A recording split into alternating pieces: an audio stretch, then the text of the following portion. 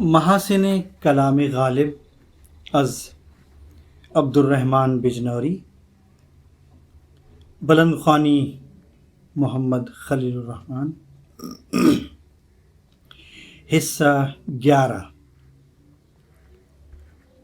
غالب عالم کو مایا خیال کرتے ہیں، بازیچہ اطفال ہے دنیا میرے آگے، ہوتا ہے شب و روز تماشا میرے آگے، جز نام نہیں صورت عالم مجھے منظور، جز وہم نہیں ہستی اشیاء میرے آگے۔ یہ اپنشدوں کی قدیمی تعلیم ہے، لیکن ہندو عام طور پر اس کا مفہوم غلط سمجھتے ہیں اور خیال کرتے ہیں کہ عالم کا وجود ایک فریب نگاہ ہے، ایک دشت سراب ہے جو خواب میں نظر آتا ہے، ایک خواب ہے جو چشم کور عالم رویا میں دیکھتی ہے۔ مرزا غالب کی حقیقت بھی عقل اس مغالطے سے آزاد ہے۔ غالب لفظ ہستی کو ہمیشہ مادے کے معنی میں استعمال کرتے ہیں، وہ مادے کے منکر ہیں۔ عالم کو اجسام خارجی سے مملو نظر آتا ہے اور غایت لطیف غازیات سے لے کر غایت گراں فلزات تک عناصر سے پر ہے۔ مادے کا وجود محض بالنسبت ہے، بالذات نہیں۔ زندگی کی جیتی جاگتی چلتی پھرتی تصویریں، حرکات، اصوات، الوان کوئی وجود نہیں رکھتی جب تک کہ ذہن ان کا ادراک نہ کرے۔ وجود کی بنا تصور پر ہے، یہ تصور کوشش سے آزاد ہوتا ہے۔ بعض نے اس پر یہ اعتراض عائد کیا ہے کہ فرض کرو کہ ہم اپنے دوست کو جو موجود نہیں اپنے پہلو میں موجود تصور کریں تو اس فلسفے کی روح سے اس کا غائب اور حاضر ہونا مساوی ہے۔ اس کا جواب یہ ہے کہ متخیلہ کی روح سے اس کا غائب اور حاضر متخیلہ کی روح سے اور کسی تصور کا قائم رہنا ایک مدام اور مسلسل کوشش پر منحصر ہے۔ جب تک تم اپنے دوست کا خیال کرتے رہو گے اور جتنی تکلیف اور محنت سے تخیل میں لاؤ گے وہ نقش قائم رہے گا۔ جہاں جہاں خیال اس نقطے سے آوارگی اختیار کرے گا نقش محو ہو جائے گا، بخلاف اس کے موجودہ اشیاء کا تصور کوشش سے آزاد ہوتا ہے۔ دوسرا اعتراض یہ کیا جائے گا کہ اگر تمہارا فلسفہ یہ ہے کہ تمہارے وجود سے عالم مادی کا وجود ہے تو اس کے معنی یہ ہوئے کہ تمہارا خاتمہ خود دنیا کا خاتمہ کر دے گا۔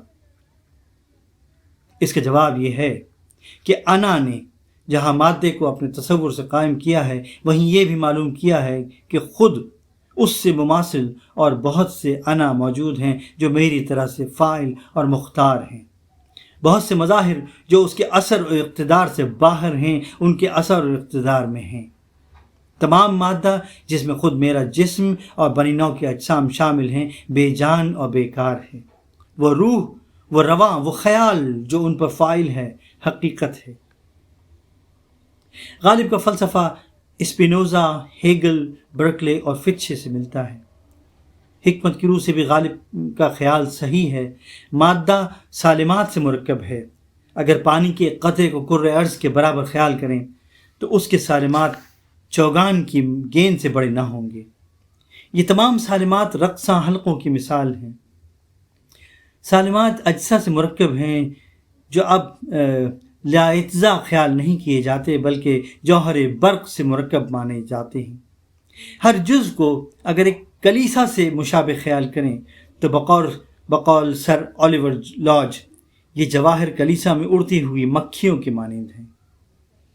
اگر ان کو تخیل پھر تحلیل کرے تو ان کی ساخت حلقہ ہائے ایتھر سے ہوئی ہے، اور اگر ایتھر کے حلقوں کی گرہ کھل جائے تو محض خیال باقی رہ جائے گا۔ ہستی کے مت فریب میں آ جائیو اسد، عالم تمام حلقہ دام خیال ہے۔ وہ کیا چیز ہے جس نے خیال کو جو حقیقت میں اپنے کل میں ذات باری ہے اور اس پر آمادہ کیا ہے کہ وہ مایا کے مختلف مادی لباسوں میں درجہ بدرجہ جلوہ گر ہوتا ہے۔ جمال الہی اگر بتقاضائے حسن وجود چاہتا ہے تو وجود مادی کو کیوں اختیار کرتا ہے؟ اس کا جواب غالب کے سوا آج تک دنیا کے کسی فلسفی نے نہیں دیا، اور وہ جواب یہ ہے: لطافت بے کثافت جلوہ پیدا کر نہیں سکتی، چمن زنگار ہے آئینہ باد بہاری کا۔ یہی باعث ہے کہ بقول اسپنزر مادہ متحد الجنس اشیاء سے مختلف الجنس اشیاء کی تکوین کے لیے آزاد حالت سے لازم کیفیت کی طرف چلتا تھا۔ عالم حیوانات میں جاندار جس قدر سادگی سے بناوٹ کی طرف بڑھتے ہیں اور اعلیٰ مدارج پر آتے ہیں، گل حکمت کے ضمیر میں کثافت زیادہ ہوتی جاتی ہے۔ یہی باعث ہے کہ شاعر کے دل کو اپنی کھوئی ہوئی لطافت کے حاصل کرنے کے لیے غم کی آگ میں جلنا پڑتا ہے۔ غالب ان لوگوں میں نہیں ہیں جو حدود کے قائل ہیں اور ان کے سامنے اظہار عجز کر کے رک جاتے ہیں۔ وہ لا ادریہ کی طرح یہ نہیں کہتے کہ حقیقت عالم پردہ غیب میں نہاں اور پنہاں ہے اور علم کے احاطے سے باہر ہے۔ وہ حافظ کی طرح بیچارگی کا اظہار نہیں کرتے۔ این راز نہاں نست و نہاں خواہد مند، یہ راز پوشیدہ ہے اور پوشیدہ ہی رہے گا۔ بلکہ وہ کہتے ہیں کہ دل دانا اور چشم بینا کے لیے کوئی راز نہیں، محرم نہیں ہے تو ہی نواحائے راز کا، یا ورنہ جو حجاب ہے پردہ ہے ساز کا۔ گوش شنوا کو ہر وقت پیغام حقیقت پہنچتا رہتا ہے۔ عالم کا کون و فساد دن رات ہماری آنکھوں کے سامنے واقع ہوتا ہے۔ جو عالم سکون نظر آتا ہے وہ بھی چشم بینا کو مبتلا فساد دکھائی دیتا ہے۔ غنچہ تا شگفتن ہا برگ عافیت معلوم، کلی کے پھول بھرنے تک کے سفر میں عافیت کا جو ساز و سامان ہے وہ ہم جانتے ہی ہیں۔ باوجود دل جمعی خواب گل پریشاں ہے، اور جو عالم ارتعاش کیف اور تحریک میں دکھائی دیتا ہے وہ بھی بستہ زنجیر کون ہے۔ کشاکش ہائے ہستی سے کرے کیا سعی آزادی، ہوئی زنجیر موجے آپ کو فرصت روانی کی۔ یہ کون و فساد کا نقشہ صاف بتلاتا ہے کہ کوئی صورت نگار اس پردے کے عقب میں موجود ہے۔ نقش فریادی ہے کس کی شوخی ہے تحریر کا، کاغذی ہے پیرہن ہر پیکرے تصویر کا۔ جب میں غالب کی طبیعت الہیات پر غور کرتا ہوں تو مجھے حیرت ہوتی ہے۔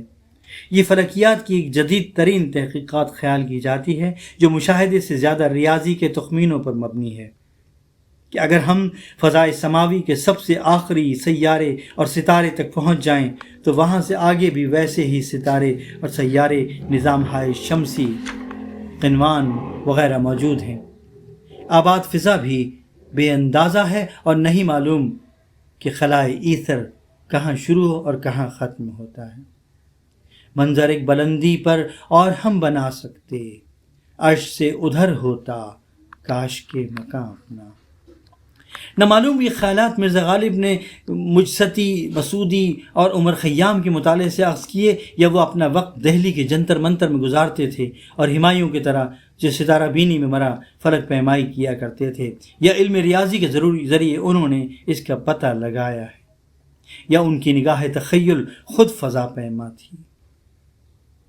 کانٹ، لاپلاس اور ہرشل ان کے جانشینوں سے ہم کو یہ بات معلوم ہوئی ہے کہ نظام ہائے فلکی کی آفرینش ایسر سے اس طرح ہوئی جس طرح کسی خرات پر سے ٹکڑے جو کرویت کی راہ میں حائل ہوتے ہیں ٹوٹ کر علیحدہ ہو جاتے ہیں، یا جیسے کوئی کسی چیز کو پھینکتا ہے۔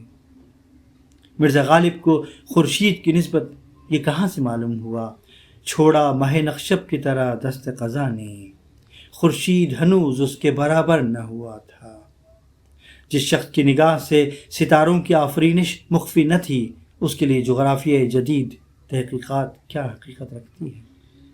بحر گر بحر نہ ہوتا تو بیاباں ہوتا۔